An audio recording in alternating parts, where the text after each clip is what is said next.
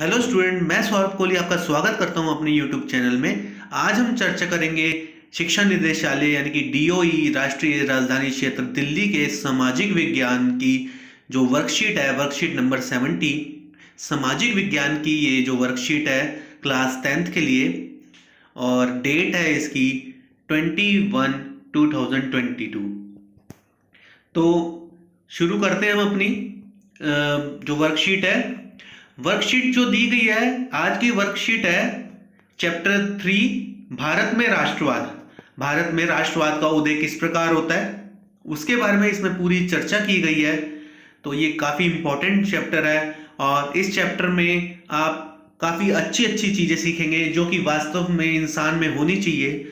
राष्ट्रवाद क्या होता है? राष्ट्रवाद देशभक्ति, देशभक्ति की भावना, इन सब चीजों से हम मिलके राष्ट्रवाद का जन्म मानते हैं। राष्ट्रवाद सब में होता है, सब में अपने अपने तरीके से देशभक्ति करने का एक अलग जज्बा होता है। तो अब हम बात करते हैं। प्रिय विद्यार्थियों, जब हम भारत में राष्ट्रवाद के बारे में पढ़ेंगे, इस चैप्टर में हम भारत में स्वतंत्रता संग्राम के विभिन्न पहलुओं के बारे में पढ़ेंगे। अर्थात भारत में राष्ट्रवाद कैसे आया, भारत में राष्ट्रवाद का उदय क्या हुआ, कैसे हुआ, घटना क्या हुई, राष्ट्रवाद के समय भारत की स्थिति कैसी थी। तो मैं आपको बता दूं, भारत में जब राष्ट्रवाद उदय हो रहा था उस समय हम भारत जो था वो अंग्रेजों का गुलाम था, एक उपनिवेश था अंग्रेजों का। तो ये स्थिति को आप जरूर समझ लेना कि भारत की स्थिति, भारत में आधुनिक राष्ट्रवाद के उदय की परिघटना। उपनिवेशवाद, जैसे मैंने अभी चर्चा करी, उपनिवेशवाद का अर्थ है कि हम किसी के अधीन हैं, हम किसी के गुलाम हैं। उपनिवेशवादी विरोधी आंदोलन शुरू हुए उस समय, और साथ ही साथ गहरे तौर पर इसकी जड़ें बारीकी से जुड़ी हुई थी। औपनिवेशिक शासकों के खिलाफ संघर्ष के दौरान लोग आपसी एकता को पहचानने लगे थे। औपनिवेशिक शासकों के खिलाफ, अर्थात औपनिवेशिक कौन होते हैं? जो अंग्रेज। हमारे लिए तो कौन थे औपनिवेशिक शासक? अंग्रेज लोग। जब भारत में हम गुलाम थे, औपनिवेशिक शासकों के खिलाफ संघर्ष के दौरान लोग आपसी एकता को पहचानने लगे, यानी कि लोग हिंदू मुस्लिम भाईचारा को आगे लाकर अपने देश को सर्वोपरि मानकर आगे आने लगे। उत्पीड़न और दमन के साझा भाव ने विभिन्न समूह को एक दूसरे से बांध दिया, यानी कि जो शोषण हो रहा था और जो उत्पीड़न सभी भारतवासियों के लिए एक जैसा हो रहा था, वह ये नहीं देख रहे थे ये हिंदू है, ये मुसलमान है, ये सिख है, ये ईसाई है। ये जो अंग्रेज थे वो सबको सिर्फ एक नज़र, यानी कि भारतवासी की नज़र से देखते थे और सब पर उत्पीड़न करते थे, और इन सब पर एक गहरा असर पड़ा भारतवासियों पर, और वह सभी एकता के सूत्र में बंधने लगे। आगे इसमें बात करते हैं। इसमें कहा गया है कि प्रथम विश्व युद्ध और इसके प्रभाव, इस चैप्टर के माध्यम से प्रथम विश्व युद्ध और इसके प्रभाव के बारे में बताया गया है। विश्व युद्ध ने एक नई आर्थिक और राजनीतिक स्थिति पैदा कर दी थी। हम आपको बता दें बच्चों कि प्रथम विश्व युद्ध 1914 से 1918 के बीच हुआ। ये ऐसी स्थिति थी जिस समय पूरा विश्व एक तरह से युद्ध के रूप में मैदानों पर उतर पड़ा था। इसके कारण रक्षा खर्च में भारी इजाफा हुआ, यानी कि जो रक्षा बजट होता है, जो आपका डिफेंस का बजट होता है, उसमें काफ़ी बढ़ोतरी हुई, क्योंकि जब सैनिकों के ऊपर पैसे खर्च होंगे, जब मशीनरी, जब आर्म्स के ऊपर, हथियारों के ऊपर पैसे खर्च होंगे, तो रक्षा बजट तो बढ़ना तय है। इस खर्च की भरपाई करने के लिए युद्ध के नाम पर कर्जे लिए गए और करों में वृद्धि की गई। जब अब पैसे कहां से आएंगे?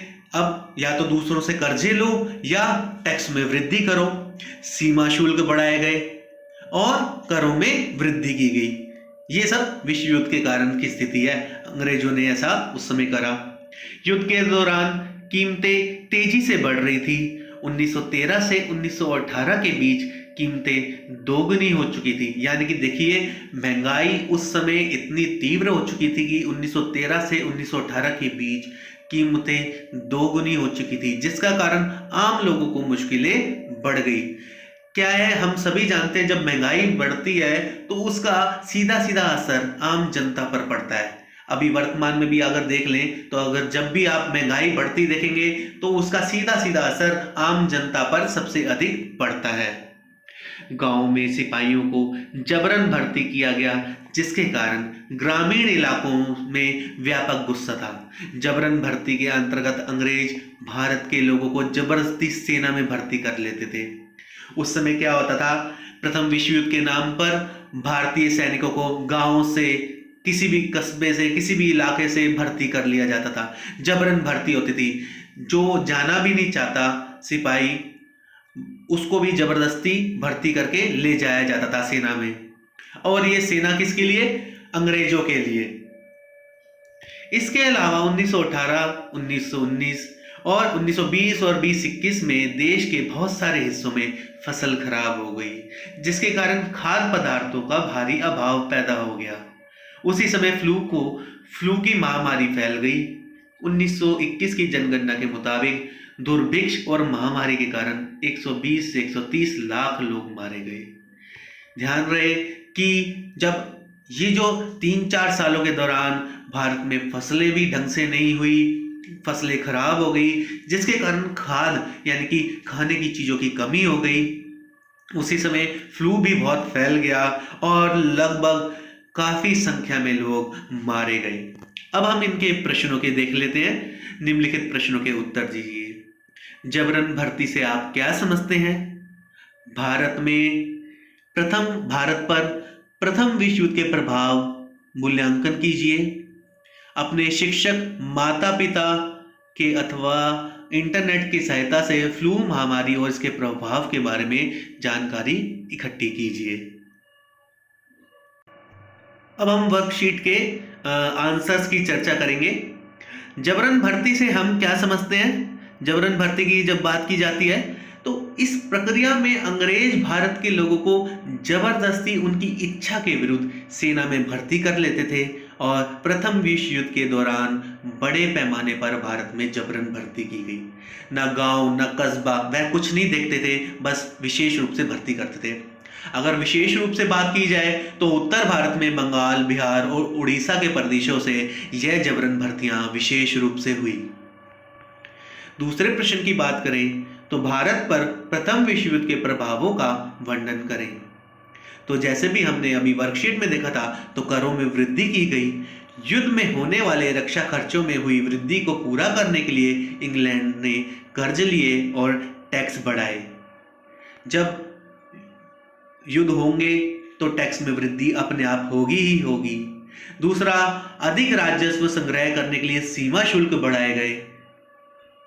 तीसरा पॉइंट है, महंगाई इतनी बढ़ गई कि 1913 से 1918 की अवधि में महंगाई दोगुनी हो गई। निर्धनता में बढ़ोतरी हुई। अकाल, भुखमरी की समस्या आम होने लगी। तो ये मुख्य रूप से 4 पॉइंट हमने बताए हैं। तीसरा प्रश्न देखें तो कि अपने शिक्षक, माता पिता अथवा इंटरनेट की सहायता से फ्लू महामारी और उसके प्रभाव के बारे में जानकारी दीजिए। तो मैं आपको बता दूं बच्चों कि स्पेनिश फ्लू सन 1918 में पूरे विश्व में महामारी के रूप में फैला, जिसे फ्लू महामारी भी कहते हैं। इसे अक्सर मदर ऑफ ऑल पैंडेमिक्स, यानी कि मदर ऑफ ऑल पैंडेमिक्स का अर्थ है यानी कि सबसे बड़ी बीमारी और सबसे बीमारी की जननी भी कहा जाता है इसे। इस फ्लू के कारण लगभग 1/3 आबादी प्रभावित हुई। इसके कारण लगभग 5 करोड़ लोगों की मृत्यु हुई। भारत में भी 1911 से 1921 के दौरान जब जनगणना हुई थी, उससे पता चला कि लगभग 1,80,00,000 लोग इसकी चपेट में आए और मारे गए।